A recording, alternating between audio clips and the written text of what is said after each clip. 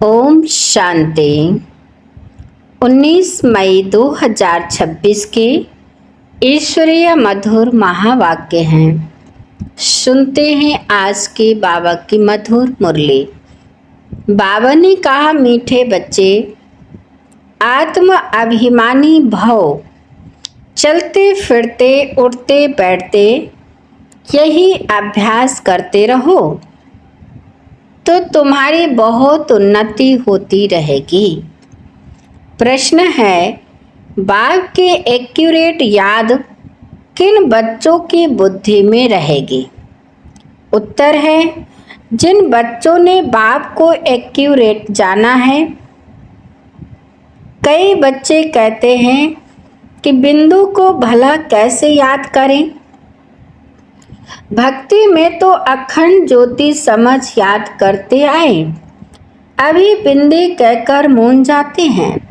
इसलिए पहले पहले यह निश्चय हो कि बाप अखंड ज्योति नहीं, वह तो अति सूक्ष्म बिंदु है, तब याद एक्यूरेट रह सकती है। ओम शांति। सभी बच्चे याद में बैठे हैं। मन मना भव, यह संस्कृत अक्षर वास्तव में है नहीं। बाप ने जब सहज राजयोग सिखाया है तब यह संस्कृत अक्षर बोले नहीं हैं। यह तो संस्कृत जानते ही नहीं हैं। बाप तो हिंदी में ही समझाते हैं। भल यह रथ हिंदी, सिंधी तथा इंग्लिश जानने वाला है, परंतु बाप समझाते हिंदी में है। जो जिस धर्म का है उनकी अपनी भाषा है। यहाँ हिंदी भाषा ही चलती है। यह भाषा समझना सहज है और यह स्कूल भी वंडरफुल है। इसमें कोई भी कागज, पेंसिल, पन्ने आदि की दरकार नहीं रहती। यहाँ तो सिर्फ एक अक्षर को याद करना है, अर्थात बाप को याद करो। गॉड को अथवा ईश्वर को अथवा परमपिता परमात्मा को कोई याद ना करे, यह मुश्किल है। याद सभी करते हैं, परंतु उनके पहचान नहीं है। बाप ही आकर अपनी पहचान देते हैं। शास्त्रों में जो कल्प की आयु इतनी लंबी लिख दी है, वह बाप आकर समझाते हैं। बहुत बड़ी बात भी नहीं है। अहिल्याएं, बूढ़ी बूढ़ी माताएं क्या समझेंगी? यह तो बहुत ही सहज है, कोई छोटे बच्चे भी समझ सकते हैं। बाबा अक्षर कोई नया नहीं है। शिव के मंदिर में जाते हैं तो बुद्धि में आता है कि यह शिव बाबा है, वह निराकार है। सभी मनुष्य मात्र बाबा कहते हैं। हम सर्व आत्माओं का बाप एक है। सर्व जीव की आत्माएं जो शरीर में निवास करती हैं, बाप को याद करती हैं। सब धर्म वाले जो भी हैं, सब परमपिता परमात्मा को याद जरूर करते हैं। वह है परम धाम में रहने वाला बाप। हम भी वहाँ के रहने वाले हैं, तो अब सिर्फ बाप को याद करना है। चाहते भी हैं हम पावन बने, बुलाते भी हैं, हे पतितों को पावन करने वाले, आओ। नई दुनिया पावन थी, अब फिर पुरानी हुई है। इनको कोई नया नहीं कहेंगे। भारतवासी जानते हैं, नए भारत में देवी देवता राज करते थे। जब नया भारत था तो उसके आगे क्या था? संगम। इससे भी सहज कहना चाहिए, नए के आगे पुराना था। संगम को मनुष्य इतना सहज समझ नहीं सकते। न्यू वर्ल्ड, ओल्ड वर्ल्ड, इसके बीच को फिर संगम कहते हैं। बाप के लिए ही कहते हैं, हे पतित पावन आओ, आकर हमको पावन बनाओ। हम पतित बन गए हैं। नई दुनिया में कोई पुकारेंगे नहीं। अभी तुम्हारी समझ में आ गया है कि यह भारत पावन था। हे पतित पावन आओ, यह तो बहुत समय से बुलाते आए हैं। उनको यह पता नहीं कि पतित दुनिया कब पूरी होगी। कहते हैं शास्त्रों में ऐसे लिखा हुआ है कि अभी 40,000 वर्ष और कलयुग पतित दुनिया चलेगी। बिल्कुल ही घोर अंधियारे में है। अभी तुम रोशनी में हो। बाप ने तुमको अब रोशनी में लाया है। यह 5,000 वर्ष में सृष्टि का चक्र पूरा होता है। कल की बात है, तुम राज्य करते थे। बरोबर इन लक्ष्मी नारायण का राज्य था, स्वर्ग था। पावन दुनिया में कोई उपद्रव आदि हो नहीं सकता। उपद्रव होता ही है रावण राज्य में। यहाँ तुमको बाप समझाते हैं। तुम सम्मुख कानों से सुनते हो। कौन सुनते हैं? आत्मा। आत्मा को बड़ी खुशी होती है, हमको बाप फिर से आकर मिला है। बाप से वर्षा लिया था। अब बाप कहते हैं मुझे याद करो। इसमें कोई लिखने पढ़ने की बात नहीं। जब कोई आते हैं तो पूछा जाता है आपका कैसे आना हुआ, तो कहेंगे यहाँ के महात्मा से मिलने। क्यों? तुमको क्या चाहिए बताओ? कोई भिक्षा चाहिए? सन्यासी हो तो रोटी टुकड़ा चाहिए। सन्यासी किसके पास जाते हैं? वह रास्ते में मिलते हैं तो रिलीजियस मनुष्य समझते हैं यह फिर भी पवित्र मनुष्य है, इनको भोजन खिलाना अच्छा है। अभी तो पवित्रता भी नहीं रही है। बिल्कुल ही तमो प्रधान दुनिया है। इसमें बड़ी गंदगी है। मनुष्य कितना हैरान होते हैं। यहाँ तो हैरान होने की कोई बात नहीं। बाप कहते हैं लिखने करने की भी बात नहीं है। यह पॉइंट्स आदि भी लिखते हैं धारणा करने के लिए। जैसे डॉक्टर लोगों के पास भी कितनी दवाइयाँ होती हैं, इतनी सब दवाइयाँ याद रहती हैं। बैरिस्टर की बुद्धि में कितनी लॉ की बातें याद रहती हैं।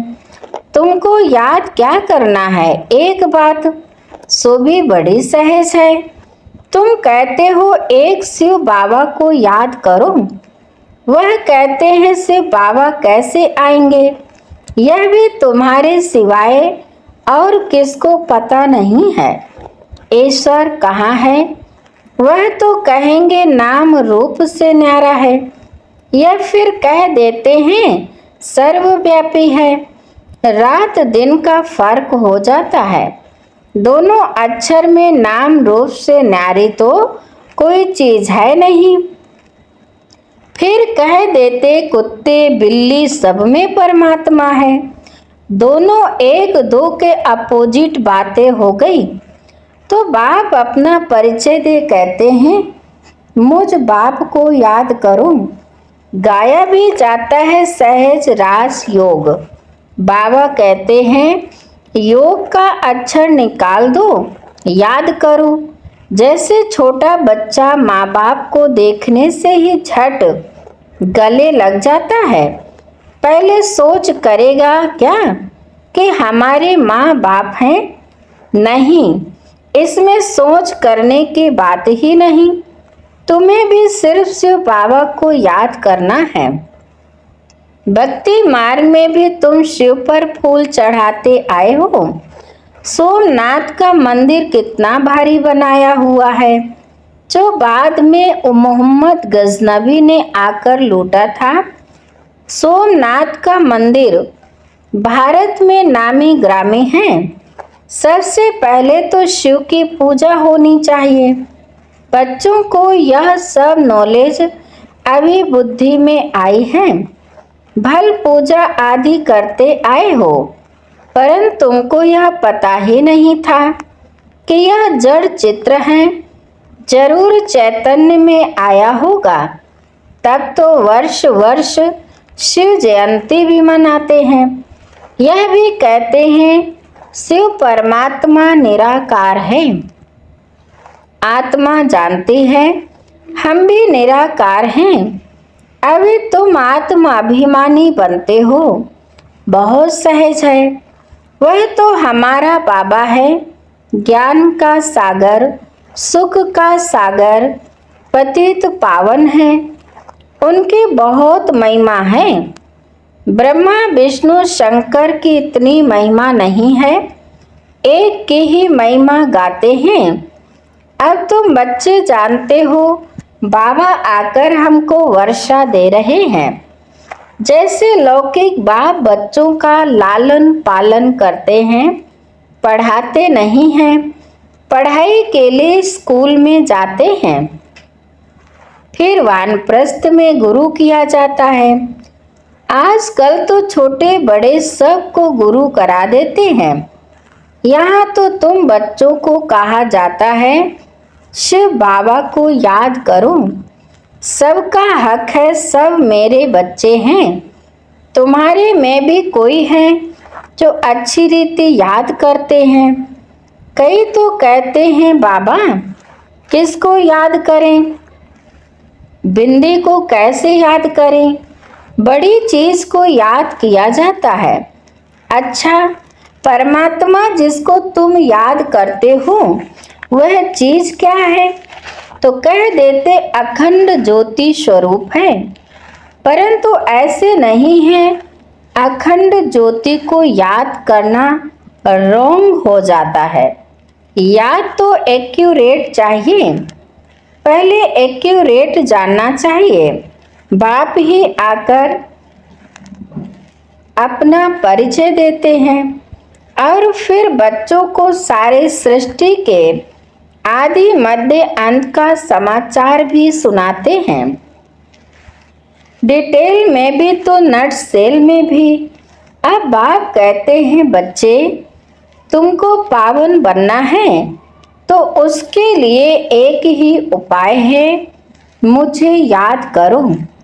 मुझे कहते ही हो पतित पावन। आत्मा को पावन बनाना है। आत्मा ही कहती है हम पतित बन गए हैं, हम पावन थे अब पतित हैं, सब तमो प्रधान हैं। हर एक चीज पहले सतो प्रधान फिर तमो प्रधान होती है। आत्मा खुद कहती है मैं पतित बनी हूँ, मुझे पावन बनाओ। शांति धाम में पतित होते नहीं, यहाँ पतित हैं तो दुखी हैं।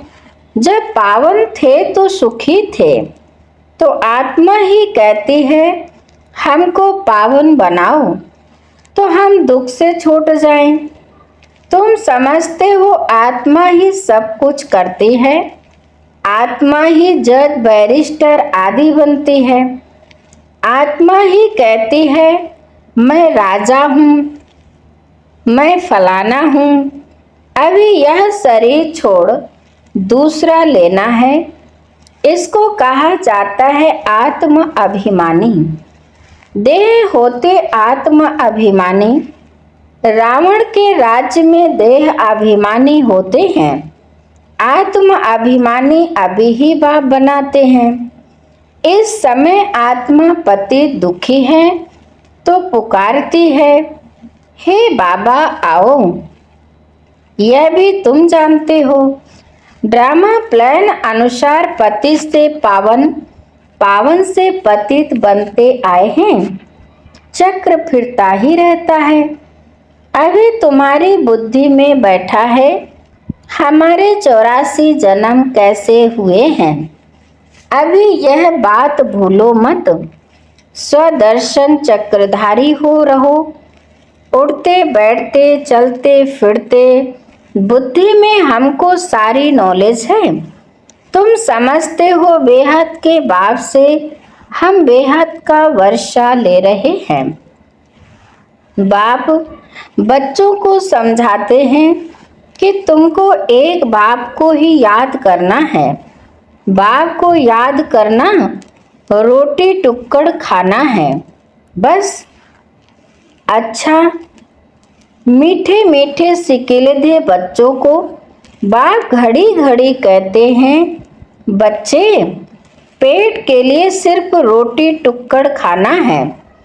पेट कोई जास्ती खाता नहीं है, एक पाव आटे का खाता है।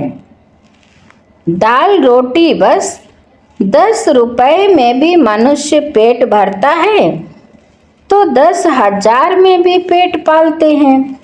गरीब लोग खाते भी क्या हैं, फिर भी हट्टे कट्टे रहते हैं।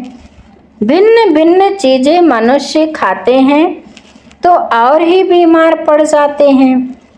डॉक्टर लोग भी कहते हैं, एक प्रकार का खाना खाओ तो बीमार नहीं होंगे।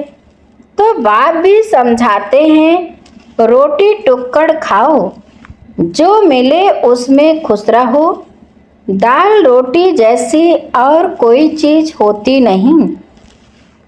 जास्ती लालच भी नहीं रहनी चाहिए। सन्यासी लोग क्या करते हैं, घर बार छोड़ जंगल में चले जाते हैं। तत्व को परमात्मा समझ याद करते हैं, समझते हैं ब्रह्म में लीन हो जाएंगे, परंतु ऐसे तो है नहीं। आत्मा तो अमर है, लीन होने की बात नहीं है। बाकी आत्मा पवित्र अपवित्र बनती है। तुमको कितना अच्छा ज्ञान मिलता है। तुम ये प्रारब्ध भोगते हो, फिर यह ज्ञान भूल जाता है। फिर सीढ़ी उतरनी होती है। अब तुम्हारी बुद्धि में सारा ज्ञान बैठा हुआ है। हम 84 जन्म कैसे भोगते हैं, यह पाठ कभी भी कोई का बंद नहीं होता है। यह बना बनाया ड्रामा है जो फिरता ही रहता है। यह कह नहीं सकते कि भगवान ने कब कैसे कहाँ बैठ बनाया, नहीं, यह तो चला ही आता है। वर्ल्ड की ज्योग्राफी रिपीट होती ही रहती है। इन बातों को कोई समझते ही नहीं है। तुम जानते हो, हम ड्रामा प्लान अनुसार आए हैं, अब फिर से ड्रामा अनुसार राज्य ले रहे हैं। यह बातें और कोई समझ नहीं सकते। पूछा जाता है, ड्रामा सर्वशक्तिमान है, वह ईश्वर, तो कहते हैं ईश्वर सर्वशक्तिमान है। समझते हैं वह सब कुछ कर सकते हैं। बाप कहते, मैं भी ड्रामा के बंधन में बांधा हुआ हूँ। पतितों को पावन बनाने मुझे आना पड़ता है। तुम सतयुग में सुखी बन जाते हो, मैं भी जाकर विश्रामी होता हूँ। परम धाम में तुम सिर कुल्हे चढ़ जाते हो, तुम्हारी शेर पर सवारी है। तुम जानते हो, सेकंड बाय सेकंड जो भी चलता है वह ड्रामा की नूंद है। तुम बच्चों को कितनी अच्छी नॉलेज है। अब सिर्फ बाप और वर्षे को याद करो बस। कागज पेंसिल आदि की कोई दरकार नहीं है। ब्रह्मा बाबा भी पढ़ते हैं, यह तो कुछ रखते ही नहीं है। सिर्फ बाप को याद करना है तो वर्षा मिलेगा। कितना सहज है। याद से तुम एवर हेल्दी बनेंगे, यह है धारणा की बात। लिखने से क्या फायदा होगा, यह तो सब विनाश हो जाएगा। परंतु कोई याद रखने के लिए लिखते हैं। जैसे कोई बात याद करनी होती है तो गांठ बांध देते हैं। तुम भी गांठ बांध लो। शिव बाबा और वर्षे को याद करना है, यह तो बहुत सहज है। योग अर्थात याद। कहते हैं, बाबा याद नहीं ठहरते, योग में कैसे बैठे। अरे लौकिक भाव की याद उठते बैठते चलते फिरते रहती है। तुम भी सिर्फ याद करो, बस बेड़ा पार है। अच्छा, बाप दादा बच्चों से नमस्ते करते हैं। मीठे मीठे से किलदे बच्चों प्रति माता पिता बाप दादा का याद प्यार और गुड मॉर्निंग। रूहानी बाप की रूहानी बच्चों को नमस्ते। हम रूहानी बच्चों की रूहानी माता पिता बाप दादा को याद प्यार और नमस्ते नमस्ते नमस्ते, गुड मॉर्निंग, शुक्रिया बाप दादा। धारणा के लिए मुख्य सार नंबर 1 है, स्वदर्शन चक्रधारी बन 84 का चक्र बुद्धि में फिराते रहना है। बेहद बाप को याद कर बेहद का वर्षा लेना है, पावन बनना है। नंबर 2, किसी भी चीज की लालच नहीं करनी है। जो मिले उसमें खुश रहना है। रोटी टुक्कड़ खाना है, बाप की याद में रहना है। वरदान है, सर्व के दिलों के राज को जान, सर्व को राजी करने वाले सदा विजयी भव। सर्व के दिलों के राज को जान, सर्व को राजी करने वाले सदा विजयी भव। विस्तार है, विजयी बनने के लिए हर एक के दिल के राज को जानना है। किसी के मुख द्वारा निकलने वाले आवाज से उसके दिल के राज को जान लो तो विजयी बन सकते हो। लेकिन दिल के राज को जानने के लिए अंतर्मुखता चाहिए। जितना अंतर्मुखी रहेंगे उतना हर एक के दिल के राज को जानकर उसे राजी कर सकेंगे। राजी करने वाले ही विजयी बनते हैं। स्लोगन है, वैराग्य ऐसी योग्य धरनी है जिसमें जो भी फल डालेंगे वह फलीभूत अवश्य होगा।